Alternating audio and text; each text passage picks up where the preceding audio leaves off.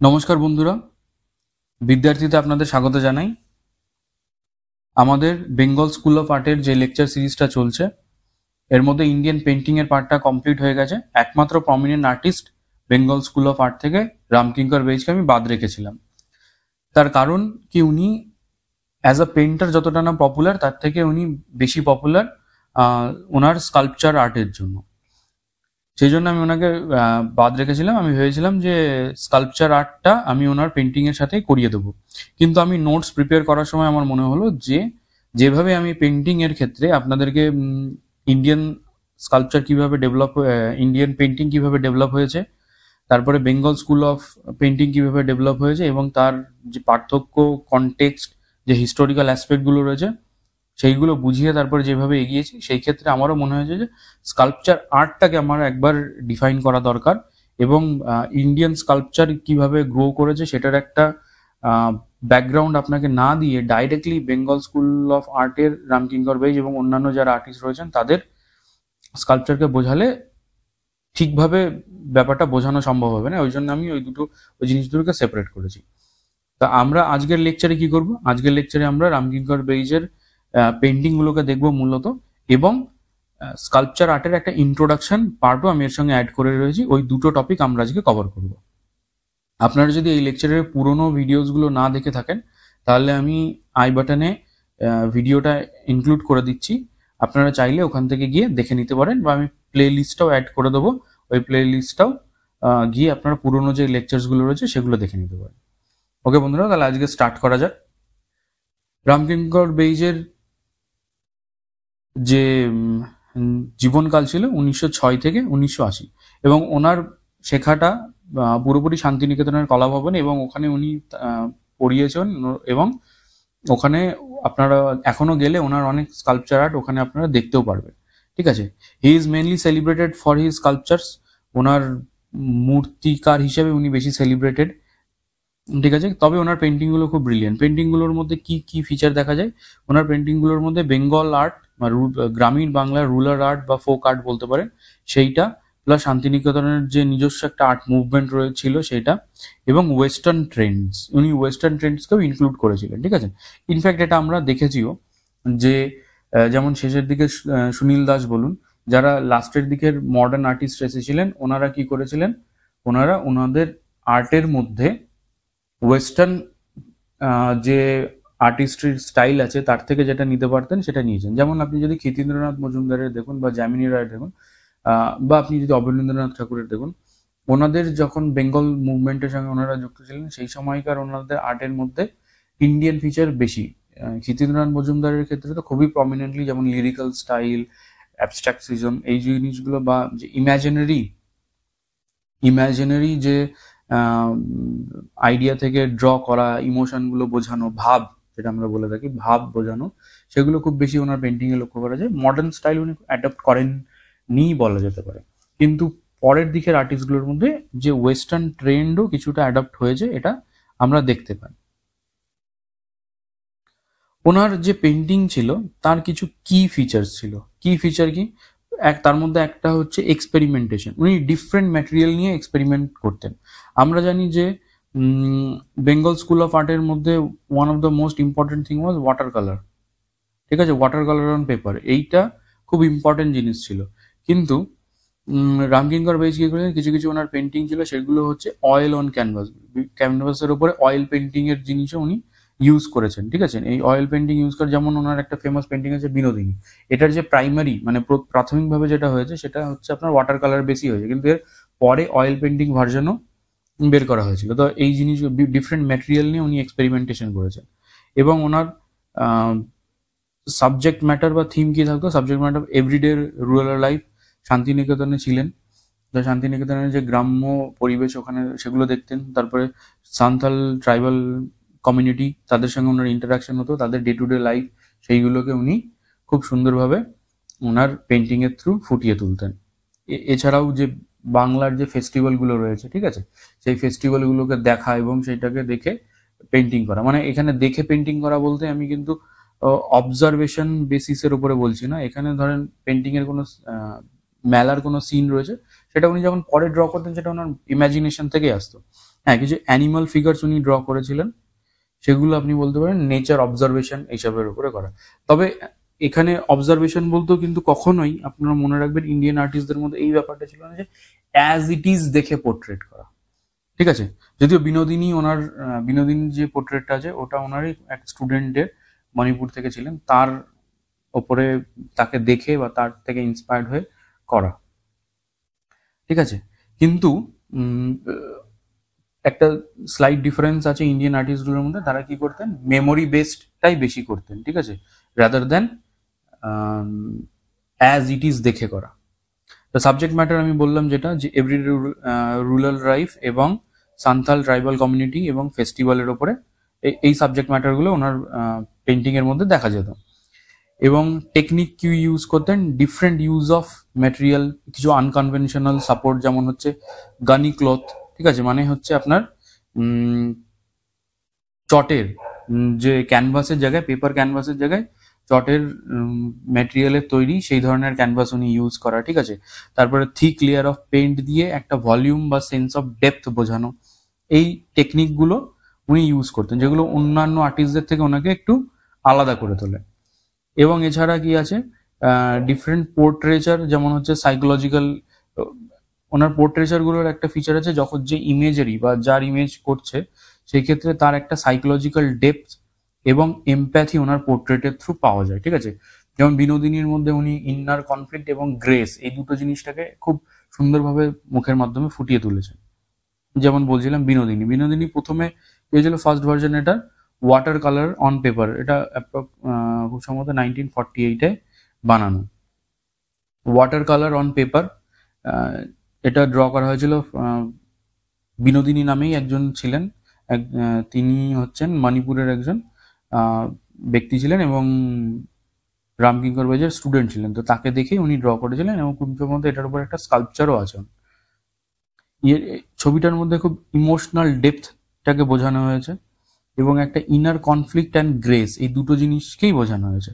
আচ্ছা, লেটার ভার্সানে কি হয়েছে, অয়েল অ্যান্ড গানিক্রাফট, যেটা বললাম যে ইনিশিয়াল ড্রাফটটা বা ইনিশিয়াল যেটা করা হয়েছে সেটা আমার আপনাদের ওয়াটার কালারের উপরে করা হয়েছে, কিন্তু পরে কি হয়েছে, এর অয়েল ভার্সানও বেরিয়েছিল, ঠিক আছে। এবং যে জিনিসটা আমি বলছিলাম যে দেখুন যে কালারের লেয়ার দিয়ে ডেপথ বোঝানো, সেটা দেখুন আপনারা এই পেন্টিং এর মধ্যে যদি লক্ষ্য করেন দেখতে পারবেন। নেক্সট ওনার হচ্ছে এগুলো, এই ওমেন অ্যান্ড রুরাল লাইফ, এই যে পেন্টিং গুলো রয়েছে এগুলো মোস্টলি আনটাইটেলড, মানে যেমন বিনোদিনী একটা টাইটেলড পিকচার, এরকম টাইটেল নেই, এটা একটা সিরিজেরই পার্ট, তার মধ্যে আমি একটা দুটো এক্সাম্পল হিসেবে দেখিয়েছি।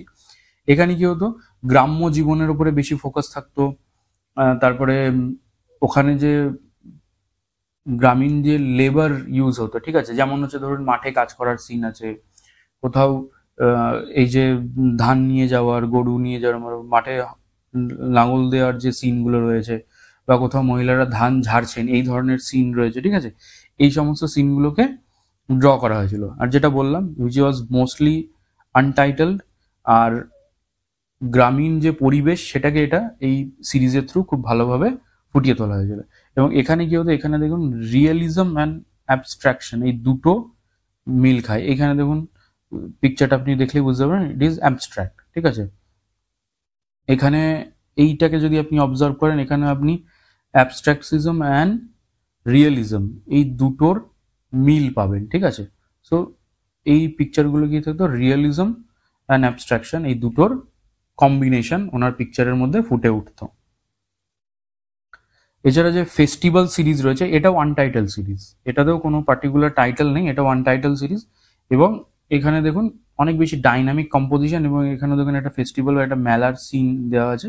এখানে আপনি বলতে পারেন it is also abstract, okay. And রিয়েলিজমের একটা মেলবন্ধন, মানে দুটোরই কিছু কিছু এলিমেন্ট এখানে পাওয়া যাবে। এক্সপ্রেসিভ ব্রাশ ওয়ার্ক খুব হেভিভাবে ইউজ হতো, এটা আপনি পেন্টিংটা দেখলেই যারা ছবি আঁকার সঙ্গে যুক্ত তারা নিশ্চয়ই বুঝতে পারছেন আমি কি বলতে চাইছি, যে ওনার এই পেন্টিং এর মধ্যে কি হতো, এই ব্রাশ ওয়ার্কগুলো খুব ভালোভাবে হাইলাইটেড থাকতো, ঠিক আছে। এখান থেকে কি হতো, গ্রাম্য জীবনের যে সেলিব্রেটারি অ্যাসপেক্টগুলো থাকতো, ঠিক আছে, সেই সেলিব্রেটারি অ্যাসপেক্টগুলোকে উনি ওনার ইমেজের থ্রু ফুটিয়ে তুলতেন। এছাড়াও কমিউনাল হারমোনি, ঠিক আছে, সেলিব্রেশন, এইসব জিনিসগুলোকে উনি কি করতেন, ওনার পিকচারের থ্রু ফুটিয়ে তুলতেন। তো ওনার যেই ফেস্টিভ্যাল অ্যান্ড কমিউনিটি সিরিজ ছিল, mostly composed of untitled images, ওগুলো এই ব্যাপারের ওপরেই ছিল। নেক্সট ওনার অ্যানিমাল স্টাডিজের কিছু পিকচার। এখানে ওনার যে ভার্সেটালিটি, ওনার যে ভার্সেটালিটি পেন্টিং নিয়ে ছিল সেইগুলো দেখানো হয়েছে। আর ওনার কিন অবজারভেশন অফ নেচার, এটাকে বোঝানো যায়, ঠিক আছে। ওনার এছাড়াও অনেক ওনার অ্যানিমাল সিরিজের পিকচার রয়েছে, সবগুলো দেওয়া যায়, আমি একটা দিয়েছি এখানে। ওকে, তো বন্ধুরা, রামকিঙ্কর বেইজের পেন্টিং এর পোর্শনটা শেষ হলো, কিন্তু উনি পেন্টিং এর থেকে, আমি যেটা বারবার বলছি, উনি as A for his sculpture art উনি বেশি ফেমাস ছিলেন। তাহলে আমরা স্কাল্পচার আর্টকে পড়ি। স্কাল্পচার আর্টটা কি? স্কাল্পচার বেসিক্যালি একটা 3 ডাইমেনশনাল আর্ট ফর্ম। তো sculpture is an 3 dimensional art form, যেটার কি থাকবে, একটা হাইট থাকবে, একটা উইডথ থাকবে, এবং একটা ডেপথও থাকবে। তার মানে একটা স্পেস সে অকুপাই করবে। একটা 3 ডাইমেনশনাল স্পেস অকুপাই করে যে আর্টটা আমরা দেখতে পাবো, সেটা হচ্ছে স্কাল্পচার আর্ট। এবার স্কাল্পচার আর্টের মধ্যে কি থাকবে, বিভিন্ন ম্যাটেরিয়াল নিয়ে করা যাবে। মেটালের হতে পারে, সেটা ক্লের হতে পারে, সেটা উডের হতে পারে, ঠিক আছে, বা যে কোনো অন্য আর্টের হতে, এমনকি স্ক্র্যাপ দিয়েও হয়, ঠিক আছে, স্ক্র্যাপ দিয়েও স্কাল্পচার আর্ট করা যায়। আর ডিফারেন্ট রকমের শেপস থাকতে পারে, সেগুলো একবার বলে দিই। যে ফ্রি স্ট্যান্ডিং হতে পারে, মানে সেটা ধরেন আলাদা করে সেটাই দাঁড়িয়ে রয়েছে, ঠিক আছে, কোনো একটা জায়গা থেকে দেখা যেতে পারে, বা কোনো পার্টিকুলার পয়েন্ট থেকে দেখা যেতে পারে, বা 360 ডিগ্রি থেকেও আপনারা দেখতে পারেন। মানে ধরেন সামনের দিকে ফেস করে বানানো হয়েছে, বা ওয়ালে রয়েছে এরকম একটা স্কাল্পচার বানানো হয়েছে, তাহলে কি হবে, সেটা একটা পার্টিকুলার আপনি অ্যাঙ্গেল থেকে, বা ধরুন এরকম আছে, এইখানে যদি বানানো থাকে, তাহলে আপনি এই জায়গাতেই দেখতেন। এবার কোনো জিনিস যদি এরকম ভাবে থাকে, একটা ফ্রি স্ট্যান্ডিং প্ল্যাটফর্ম হবে, তাহলে এটা কি হবে, চারিদিক থেকে ভিউ করা যাবে, ঠিক আছে, এরকম ব্যাপার। মানে এগুলোর ওপরেও এটা ডিপেন্ড করে। যদিও আমরা এত ডিটেলে যাবো না, কারণ আমাদের সিলেবাসে এত জিনিস নেই, যেগুলো আছে সেটাই আমরা ডিসকাস করবো। কিন্তু এই ব্যাকগ্রাউন্ড আইডিয়াটা থাকাটা ভীষণ দরকার, তাহলে আমরা আমাদের নেক্সট লেকচারে বুঝতে পারবো। তাহলে এর কি এলিমেন্ট কি থাকবে, কি এলিমেন্ট অফ স্কাল্পচার কি হবে, এটা তো মাস থাকবে, তার মানে একটা ফিজিক্যাল বাল্ক ম্যাটেরিয়াল পাওয়া যাবে, আর স্পেস অকুপাই করে থাকবে, তার মানে স্কাল্পচার একটা এরিয়া নিয়ে থাকবে, ভলিউম, সারফেস, তার মধ্যে লাইট অ্যান্ড শেড বা কালারের খেলা থাকতে পারে, ঠিক আছে, একটা পার্টিকুলার ডিজাইনকে যেটা কিভাবে কন্ট্রিবিউট করে সেটা থাকতে পারে, ঠিক আছে। তাহলে ইন সামারি আমরা কি বলতে পারি, যে sculpture is an art, 3 dimension, এটা মনে রাখতে হবে, 3 ডাইমেনশন, আর engages with space and materiality, ঠিক আছে। তাহলে ম্যাটেরিয়াল অ্যান্ড স্পেস নিয়ে এটার কাজ, এবং এটা ট্র্যাডিশনাল মডার্ন আর্ট বা স্ট্যাচুস থেকে শুরু করে অন্যরকম অ্যাবস্ট্রাক্ট আর্টও হতে পারে, ইনস্টলেশন ওয়ার্কও হতে পারে, ডিফারেন্ট কাইন্ড হতে পারে, ঠিক আছে, ডিপেন্ডিং অন।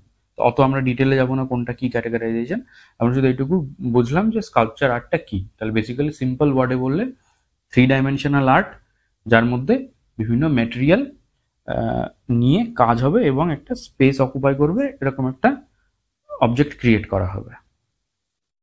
এর কি কি প্রসেস আছে, স্কাল্পচার আর্ট করার কি কি প্রসেস আছে? একটা হচ্ছে কার্ভিং করে করা যেতে পারে, ঠিক আছে, কার্ভিং করে।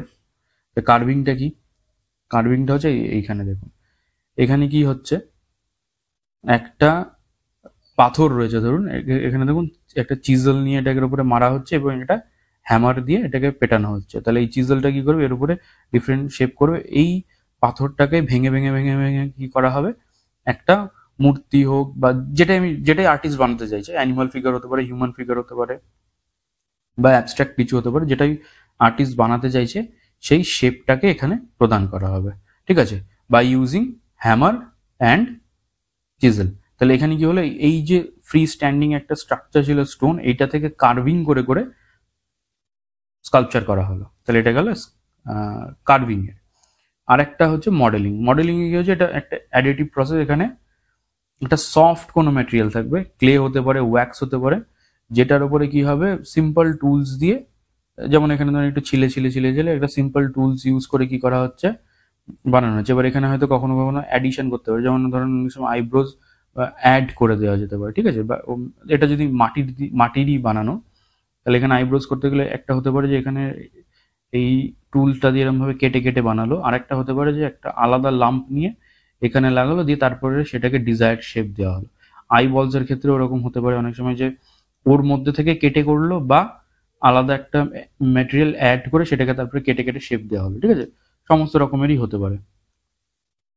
তো এইরকম একটা সফট ম্যাটেরিয়ালকে এইভাবে শেপ দিয়ে যে স্কাল্পচার ক্রিয়েট হবে, সেটা হচ্ছে মডেলিং এর মধ্যে পড়ে। আর কাস্টিং এর মধ্যে কি হবে, কাস্টিং এর উপরে যেরকম আমরা হয়তো আপনারা দেখেছেনও, আগে গ্রামের দিকেও আসতো, শহরের দিকেও আসতো, সেটা হচ্ছে এরকম মাটির বাক্স মতো নিয়ে আসতো, দিয়ে আপনার যদি বাড়ির পুরনো বাসনপত্র মানে তামা পিতলের কিছু দিতেন, তা বললে সেটা থেকে কিছু বিভিন্ন রকমের মূর্তি বানিয়ে দেওয়া, গ্লাস বানিয়ে দেওয়া, এইসব জিনিসগুলো করে দিত, ঠিক আছে। কাস্টিং এ বেসিক্যালি কি হয়, একটা ছাঁচ থাকে, ঠিক আছে। এই ছাঁচের মধ্যে বা ধরেন আপনি ছাঁচ এরকম পার্টিকুলার ছাঁচ নেই থাকলে ছাঁচ বানানো যায়, যেটা আমি এদের ক্ষেত্রে যে এক্সাম্পল দিলাম, বাড়ি বাড়িতে এসে যারা বানাতো, এরা কি করতো, ধরেন আপনি পার্টিকুলার একটা মূর্তি দিলেন, বা একটা মূর্তির ডিজাইন আপনি পছন্দ করলেন, বললেন এইরকম আমার দরকার, তাহলে সে কি করতো, একটা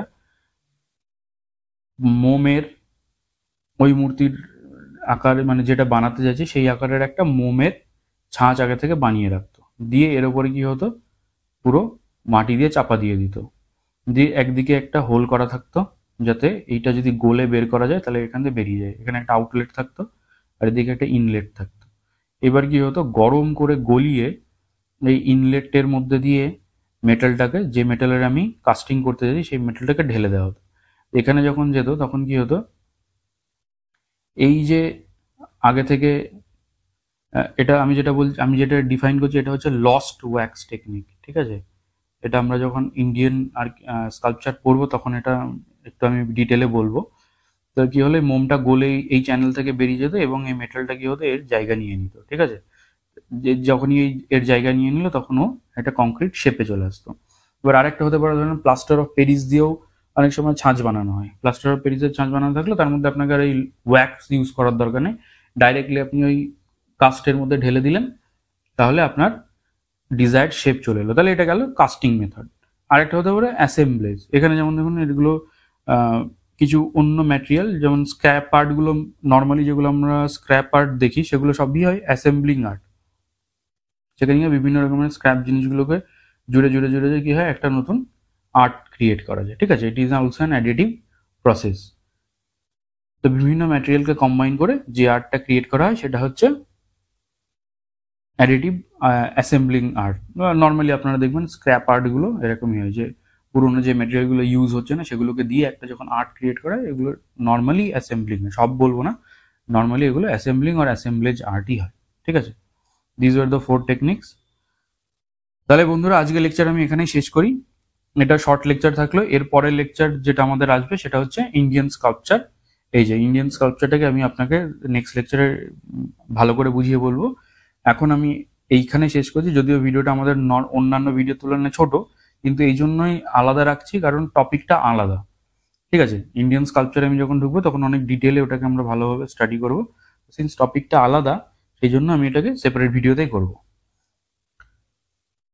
তাহলে ফ্রেন্ডস, যদি আপনাদের মনে হয় যে এই সিরিজগুলো থেকে আপনাদের হেল্প হচ্ছে, তাহলে ডেফিনেটলি লাইক করবেন, কারণ জানেন যে ইউটিউবের অ্যালগোরিদম কিভাবে কাজ করে। যত লাইক অ্যান্ড আপনাদের এঙ্গেজমেন্ট থাকবে, কমেন্টস থাকবে, তত এই ভিডিওটাকে প্রমোট করা হবে। এবং অন্যান্য যারা স্টুডেন্টস রয়েছেন, যাদের সত্যি সত্যি এখন যেহেতু এই লেকচারগুলো খুব বেশি নেই আর একদম নিউ সিলেবাস এসেছে, সেই জন্য যাদেরই উপকারে লাগুক এই ভিডিওগুলো তাদের কাছে যেন পৌঁছায়, সেটাই আমাদের মূল লক্ষ্য।